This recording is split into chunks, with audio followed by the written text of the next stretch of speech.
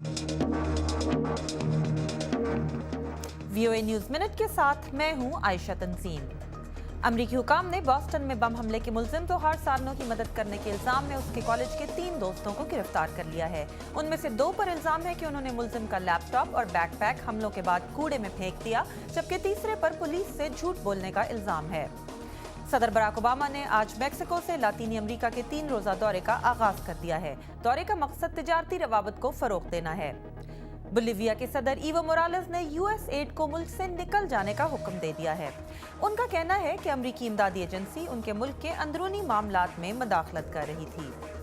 और चीन में बर्ड फ्लू वायरस से हलाक होने वालों की तादाद 27 हो गई है। माहिरीन ने इस नई किस्म के वायरस को खतरनाक करार दिया है।